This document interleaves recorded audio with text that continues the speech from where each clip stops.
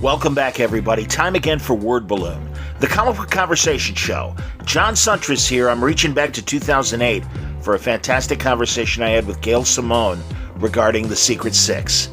The Secret Six were born out of Villains United, and we talk about that, and it became one of the more important comic series of the first decade of the 2000s. Gail and Dale Eaglesham had the original run of the regular series, and then, of course, Nicholas Scott joined the team as far as the art chores, and the book just kept getting better and better. And you think about the debuts of characters like Scandal Savage, her interesting and complicated relationship with Bane eventually, the reinvention of Catman from what he was as a Batman villain to the Jungle Man rebirth, of course, Deadshot, so many other wonderful characters in the Secret Six. So this is a great chance for us to look back at one of the more significant runs of the early aughts. It's The Secrets of Secret Six with Gail Simone on today's Word Balloon. Word Balloon is brought to you by AlexRossArt.com. Alex is a good friend of the show, and I am honored that he aligns himself with Word Balloon, and good Lord, we all love his iconic art, whether it's for DC, Marvel, things like Monty Python, the Monkees, David Bowie, so many other great licensed things, the Beatles.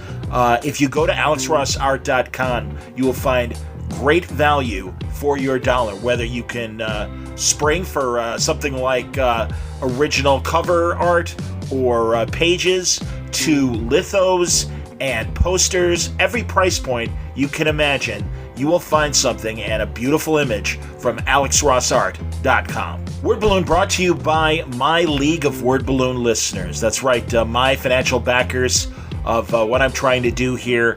It's pretty simple, everybody. Word Balloon is free. It'll always be free, but I could sure use your financial help. If you've ever thought about subscribing to Word Balloon, I certainly would appreciate it. Now, is Word Balloon worth the price of a comic book a month? Is it even worth $1 a month? If you think so, if you can swing it, I sure would appreciate your support. All I try to do is bring you fantastic content, talking to some of the greats of pop culture. Consider subscribing to Word Balloon by going to my Patreon, patreon.com/wordballoon. Thank you very much for your support, League of Word Balloon listeners.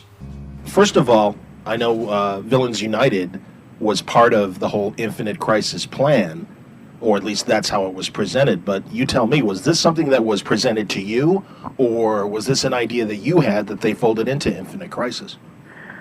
It was kind of a combination of everything. I had a pitch in that was for a villains type book, which I think lots of other people did, but I did at the time. And when they liked a lot of the stuff that they had seen in that pitch, and so when they decided they were going to do a villains book as part of Infinite Crisis, then yeah, they asked me to do it, and there were certain things that had to be included. But in the beginning, it was kind of bizarre because they called me up and they were like, "Okay, we want you to do a villains book. Are you interested?" And yeah, of course, yes. And then I said, "Well, can I use the Joker? No. Can I use Penguin? No." And I just would go through all the list of DC villains if I could use them, and the answer was no because they were being used elsewhere. Sure. So we had to create a team that was going to be interesting and vibrant and stuff, that and be in the book and help hold up the book without using big-name villains. So it kind of a bad thing, if you will, turned into be a great thing in the end. Yeah, because you were able to then look at a lot of these characters and give them very deep characterization and layer on their backstories. And I mean, now we've got a bunch of B-list guys and girls that are suddenly very popular characters. That's my master plan. You've identified the core, at least of what you've taken to the regular series now, as Catman, Deadshot, Scandal, and Ragdoll. For now. You never know. Okay. You never know with these guys. Anyone could die or kill each other or be killed at any moment. Well, for a second, let's focus on Catman, because obviously that's the one that you were, I think, most excited about, at least based on your interviews. And certainly you gave him the splashiest kind of beefcake debut, half naked. Yay, beefcake! But yeah, I mean, that's cool. I mean, I give you a lot of credit for that because I don't. Well, and also don't forget Dale Eaglesham, because when he drew that first page where we really get a good look of the new Catman, it was so gorgeous and sexy and, everything that we wanted. And I had asked him, I said, well, we kind of want him to remind us of Tarzan of the DC universe, kind of, and Sure. he just totally got it, and the emotions were all perfect, everything was perfect, and I think from that moment on, people got excited about Catman. And why did you? Obvious reasons. But why? What about Catman excited you and said this is a guy? Because obviously before that, he was fat. He was a joke. I mean, he had really kind of fallen on bad times. Well, yes, he was, but we can't forget that he was originally created to be. He wasn't created as a loser. He was created to be a credible opponent for Batman. Mm-hmm. And I always kind of liked that idea, and I liked that he was to me kind of what might have happened to Batman if he hadn't had Alfred as a moral compass. Okay. And so we just kind of went with that, and then I just liked the whole animalistic, idea of Catman remaking himself in the jungles of Africa from the bottom up. I really love characters that have really been beaten down to crap and have to come back out of it. Great fight scene with them, obviously, in this most recent issue. Thank you. That was fun. The one that I couldn't wait to get to that. I kept telling Dad for I don't know, I think it's been at least 2 years. We have to have Catman versus Batman. We have to have Catman versus Batman. It'd be so cool.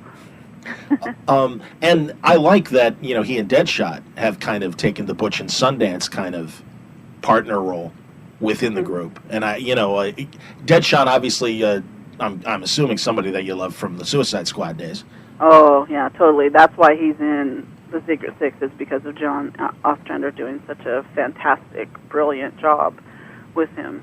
No, and I'm trying to go back to those years. Did he have a Butch or a Sundance partner back then? I mean, was it a Boomerang, basically? I'm trying to remember. Well, I'm not sure about that, but the difference between Deadshot in the Suicide Squad and the Secret Six is that the Suicide Squad was kind of thrust upon him, whereas he wants to be in the Secret Six. This is his choice. And so that's kind of why he has a little more of a sense of humor and is a little, not quite so serious. Okay. Well, we've seen his daughter, and obviously he cares about his daughter. But yeah, I guess I've seen you say before that the group is stuck with each other, and they do kind of want to work together. But it does kind of go against their nature of just being villains and not wanting to work together with these other people. Right, they're uncomfortable with the fact that they like each other.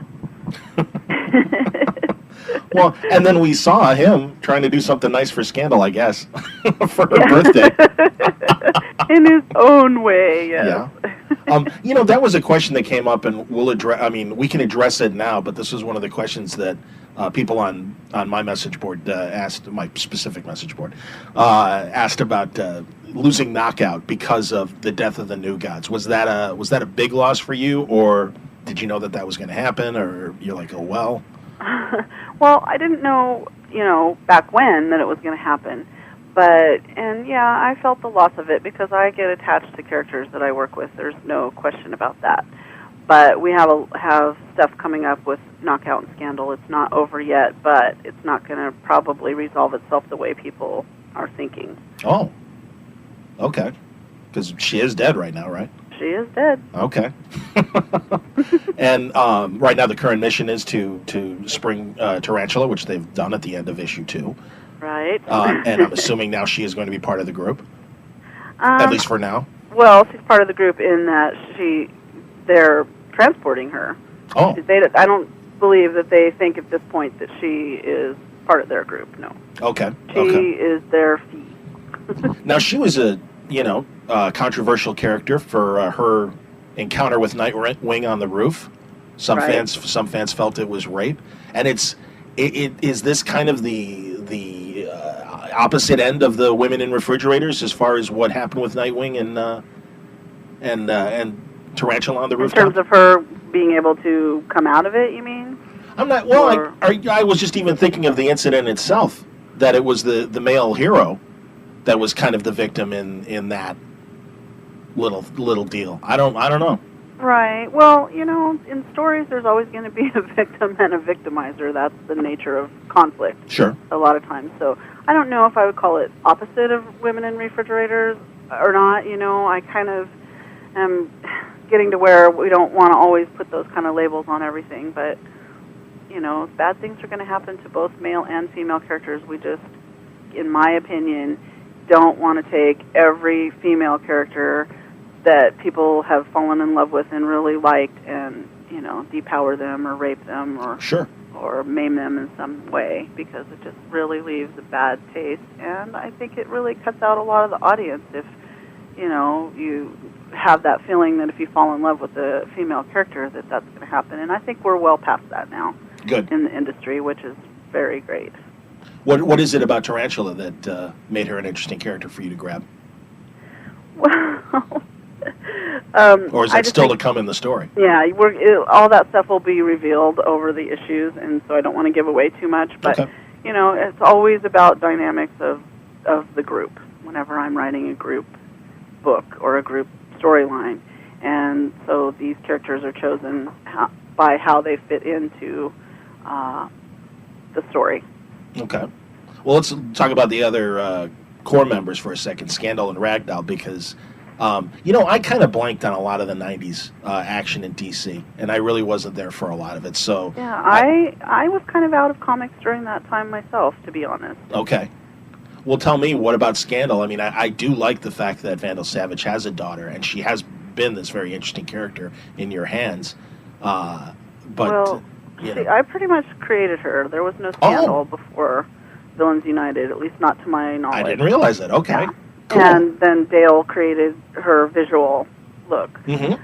I just thought that as far as the dynamic for the group that we were creating at the time, that she would be great, because DC is kind of a legacy-based company as compared to maybe Marvel, and we see a lot of times second, third generation characters, and I thought, we couldn't really use Vandal. And so I thought, but if he had a daughter, and can you imagine if you think it's bad being raised by Britney Spears or Michael Jackson? Can you imagine what it would be like to be raised by a homicidal dictator who's been around since the time of Neanderthal? I just thought that was the basis of creating a really interesting villain, if you will. Yeah. No, she's awesome. I didn't realize that. That's great. And Ragdoll, there was always something about the original Golden Age of Ragdoll that I liked, because it was just such a ridiculous character. But then, especially when they kind of flipped it and made him this kind of homicidal terrorist and really crazy. And this Ragdoll, I always kind of rolled my eyes. But again, I think it's your humor that has saved this character and made him a very fun character. Well, and he's the son of the original Ragdoll. Mm-hmm. And he, unlike the original Ragdoll, he has his abilities through surgery, having all of his joints replaced with mechanical joints that rotate 360 degrees. And he is on the team to provide some comic relief, but he's actually the most dangerous of all of them, the most capable of doing something truly awful, even to his friends, perhaps. And he barely knows anyone else exists. His main reason for living is for the next surgery. His surgical addiction is so bad, and he's that selfish that he just doesn't care. So yes, he provides comic relief, but watch out. That's great, and I know a lot of people loved what you did with Mad Hatter in the first couple stories, and Ragdoll, I think, has not replaced him, because they were both there together, but also I think he kind of fills the void that you leaned on with the Hatter in the first couple stories as far as crazy humor. Definitely disturbing. Yeah. Well, and I know a lot of us still want to see the Hatter come back at some point. Oh, maybe not. Can't say. Okay, fair enough. No problem. Let's talk about the humor in the book. I mean, you really some really gross things that were very funny, like Yes, this is my personal descent into hell. Well, that's good. Eat your Grundy. Was really my favorite line from the second miniseries. I mean, that was awesome. And just the and also just the dumb lines that still work, like the giant trustee at Alcatraz. Oh, Nobody leaves on my watch thing. yeah. You got a good rhythm with stupid lines that somehow seem to work, and it shouldn't work, but it does. Well, I think dialogue is fun. I love writing dialogue, and I love trying to figure out ways to make dialogue sound different from each other. I really prefer that the characters don't all have the same voice, so that's really fun for me to kind of play with that. Now we see this group of villains that are, all going to be after the Six at the end of the second issue. And was that Enchantress in the front? There's a woman in green. Right. I guess it is an Enchantress, but I know she's someone, and this is my lack of '90s DC villain history. Right. We just have to stay tuned. A lot of those villains on there, Nicola created and made up. Some are existing that we automatically recognize, and then some are to be revealed later. Well, and let's talk about Nicola coming on the team, because everyone loved what you guys did on Birds of Prey, and it was tough to lose Dale, I'm sure. But Nicola is, hitting it out of the ballpark, as we all expected she would, just again because of how great she was on Birds of Prey. So, did she get it right away in terms of what you're looking for? Oh, well, totally. First of all, she did Secret Six in Birds of Prey, because we had crossover. So we got to see a little taste of what she would do with the Secret Six if she had a book. But the great thing about Nicola is she has a Kevin Maguire gift for facial expressions and the acting in the panel and everything, not to mention how gorgeous everything is. But just that is something about her that I really admire and really love writing to. And then also, she is completely unshockable, which I think is necessary for a book like this. So she'll tell me sometimes she'll be reading the script in the middle of the night or something, and she just bursts out laughing so hard. And I'll say, well, what part was it? And it's like the most disturbing, disgusting part. So I think having an artist with that type of sensibility is really important for the book. And who's your editor on this book? Well, it started out with Nachi, but now it's Matt Idelson. Okay. Who's also the editor on Wonder Woman, who I adore. Very cool. And no worries about breaking any. Have you been told no on any scenes you want to do or dialogue or anything so far? Once in a while there might be a little expletive that I put in that maybe they're not comfortable with. But that's kind of to be expected. I just write what I think it should be, and sometimes that might be a little far, but not very often. They've been just really great about allowing the disturbing factor and things like that. And most of the time, if there's something that can't be done, it has to do with that character is being used elsewhere in a book at this time. It's just very easy. And the fun thing for me about this book is kind of me on an evil rampage. Sure. And they kind of have gone along with it so far. Very cool. But back to the art team, the other thing I really am so excited about with this book is Nicola got to choose her inker, which is Doug Hazelwood, who was her inker on Birds of Prey, and he totally gets her work and adds to it, makes it, beautiful and perfect. And then Jason Wright, the colorist, who she also wanted, has just, he's one of the top colorists I've ever worked with. It's absolutely stunning what he's doing with the color. It's like color painting. It's, I just couldn't be happier with the art team. Well, I'm glad you mentioned that, because I'm always a knucklehead and only think of the penciler and forget about how important the inker and colorist is. And you're right. I mean, the book is gorgeous. I have the advantage that I see everything through each stage. Sure. So I can see, it from pencils to the finished product, and everybody adds to it. And, of course, Nicola, she's just absolutely amazing. And one of the new characters coming up that she has designed is just, it'll knock your socks off when people get to see her. And some of the things that make the book interesting is how they react not only to other villains, but other heroes. And I can't help but think, as dark as this team is, it would be interesting to see if you get the opportunity to use Captain Marvel against this incredibly dark team. Oh, don't worry. Coming up, here's a little teaser. Okay. You will see them face not only half the villains in the DCU, but JLAers, JSAers, some surprise people. They are totally outgunned coming up here. Excellent. And then eventually, after this storyline, we have a storyline where they get on the wrong side of Wonder Woman, the bad side of Wonder Woman. Oh, very cool. So we will have a chance to see very much how they interact with superheroes as well as the villains. I know you said you wanted to, before going to a monthly Secret Six, you wanted to establish Wonder Woman and your rhythm on Wonder Woman. Are you cool balancing the two books? Is it, Oh, yeah, and it's great, too, because, I'm sure people have heard me say numerous times before that I love having projects that are different from each other. And I can't think of two books that could be more different tonally, It's still, the same story principles still apply, but tonally it's a lot different, obviously. Mm-hmm. Something else you mentioned in April that I hope happens, and not only just for Catman, but some of the other members as well. You said you guys talked about the idea of having Secret Six minis rotate with, like, Catman stories. Well, yeah, we have talked about that, but right now we're kind of getting Secret Six going and getting it off the ground, and it'll be fun as time goes on if we can explore, like, each character a little more in depth, maybe not as part of the team. And in an upcoming issue that hasn't come out yet, we have a little bit of flashbacks. I sort of hate to use that word, but back into certain parts of their lives that created who they are. Okay.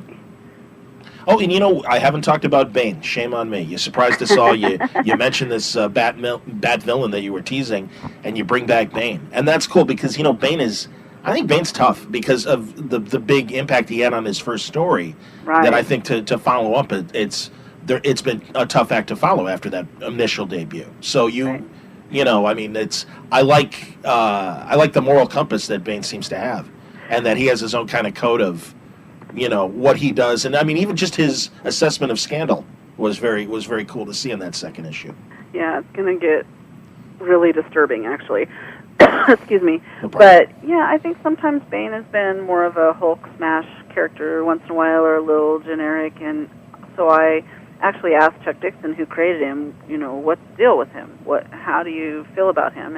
And his words were that he's a moral absolutist. He only sees black and white. Mm-hmm. There's no gray, but we're going to see that his interpretation of what moral is just very different from a lot of ours. Very good. And did you talk to John about Deadshot? Yeah, I have talked to John and a little bit back and forth, not a whole lot, but some. And one of the reasons that I really wanted to hold off on doing Secret Six is I really wanted the Suicide Squad to have its own, spotlight and not be distracted by a Secret Six mini or anything else that was similar to it. Okay, very cool. Well, I know you're recovering from your flu, and I'm going to tax you further in a episode or two to run through 50 questions, which will cover Wonder Woman and your Marvel stuff. So today was all about Secret Six, and I think you've given us some nice teasers of what to look forward to. So I'll let you off the hook now. Thanks a lot, John. No, I really appreciate it, and also thanks to the people that are supporting this book. I've just had so much good response from it, and even retailers saying they've had to reorder 5 times and stuff, and that makes me really excited because I really do love writing these disturbing characters, and it's fun to see how people really react to them. So thank you guys very much.